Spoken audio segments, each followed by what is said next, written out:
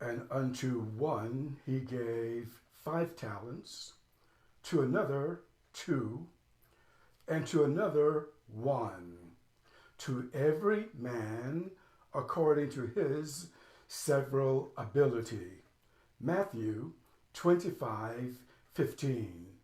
I'm Stephen Middleton, coming to you from the Possibility Action Network. Our core values include I am, I can, and I will. I am Possibility Man. Today, I want to share on the theme, Take Stock of Your Gifts. But first, a reminder, if you have not traveled over to YouTube and subscribe to my YouTube channel, I encourage you to do so today. Pass the word on to others and invite them to subscribe to my YouTube channel. Now back to the share. Take stock of your gifts. Now I am using a biblical verse, but let me be clear, I am not trying to be a minister. I'm not trying to be a theologian or anything like that. But I think the Bible and other sacred texts have some wonderful messages in them. So why should ministers and clergy and other people have all of the fun? Why can't some of us lay people talk about these things as well? So I hope that you stick with me as I explore this story together. Now, you've heard the Bible verse that I just read, and it's really a story about a rich man who had many servants.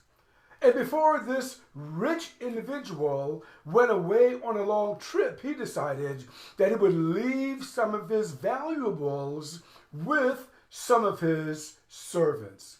In this story, 3 servants are identified. And according to the story, these individuals were people that the rich man trusted, and therefore he entrusted his wealth to them. As the story goes, this man distributed his wealth according to the following distribution. There was the first servant that was mentioned. The man gave 5 talents, or 5 things that were very valuable.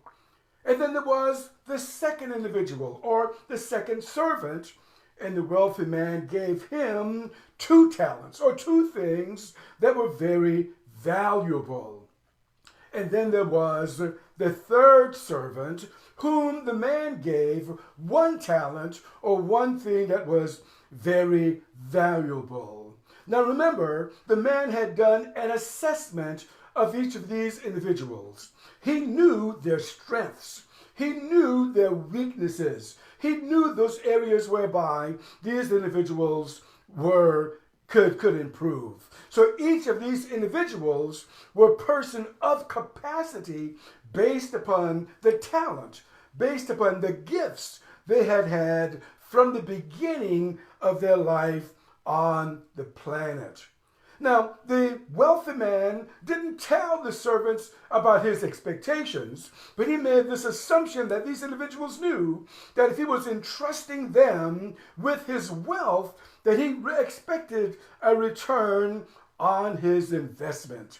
He was expecting them to increase his investment. He was not comparing, that is the rich man, the wealthy individual, was not comparing the first servant with the second servant, or the second servant with the third servant, or any other kind of combination. He was expecting, though, that each of these servants would compete with himself in this particular case. And of course, the story is flexible enough to recognize the other sex, the women. But of course, this story is generic. It applies to all individuals.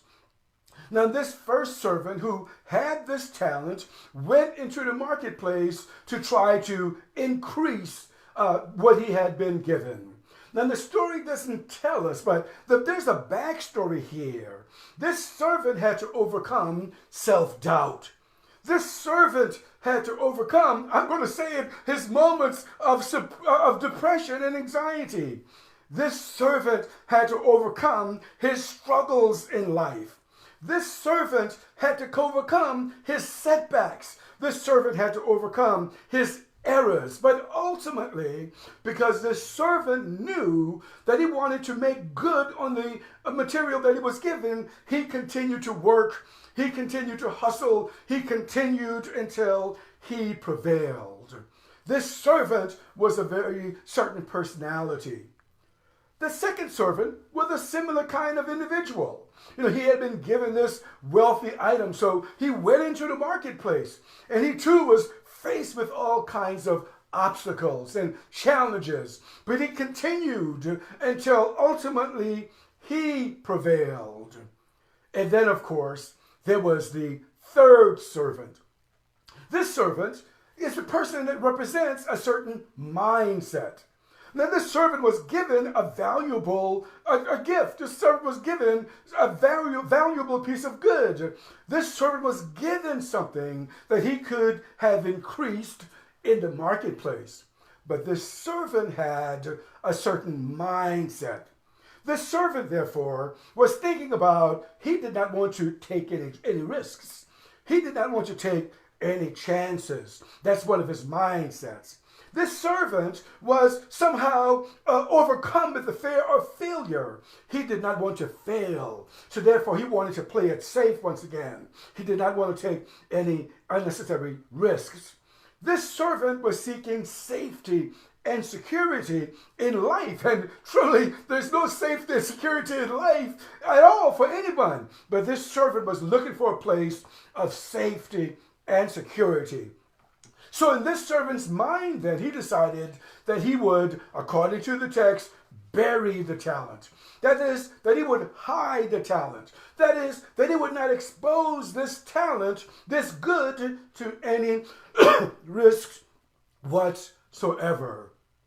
And then in the process of time, the rich man returns, and then he met with each of his trusted servants and had a conversation with each one of them. The first servant gave a report. And the first servant, he was not told to do anything with the goods that he had, but this first servant, in giving his report, said that he invested, the goods that were given, and he had increased it. And the rich man, of course, was very pleased and rewarded this servant and also further increased what he had. The second servant had a similar report. He had invested, made use of the talent, the goods that he had been given. And he too was praised for what he had done with the talents.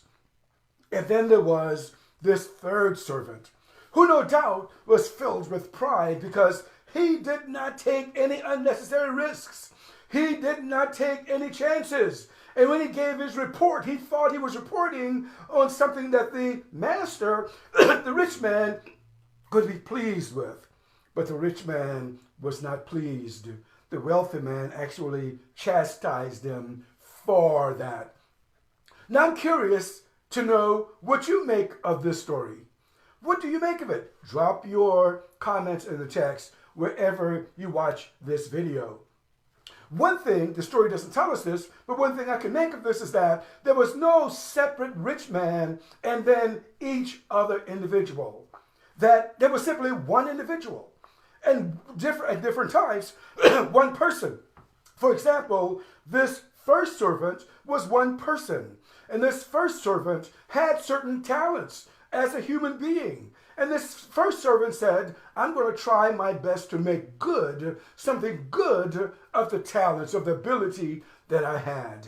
This first servant was an individual who had this story in his head, this story of self-doubt, this story of fear, this story of all of any kind of limiting belief. But he continued to apply himself until he prevailed. And the second servant was once again, I'm making this up now, as just a separate individual. There was no rich man and second servant. There was just this servant. And this servant then was given certain talents and certain abilities. And this servant decided, something, I'm going to try to make something of this thing.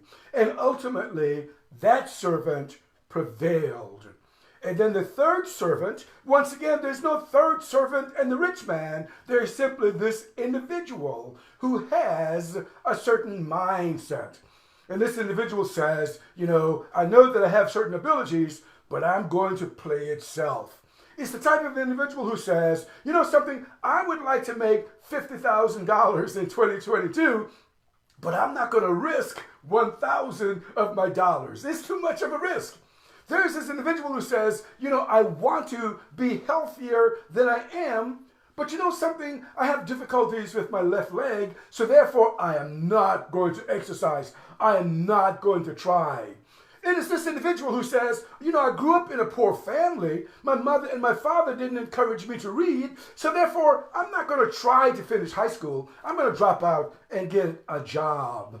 We can make up whatever we want about these stories, and I'm curious to know what you will make up of it. Drop a comment in the text below. Let's engage in this conversation.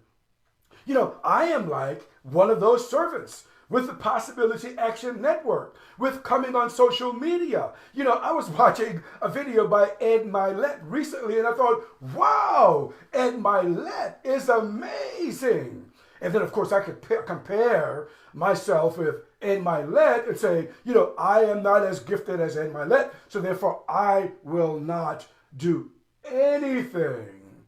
Comparisons were not made in the story.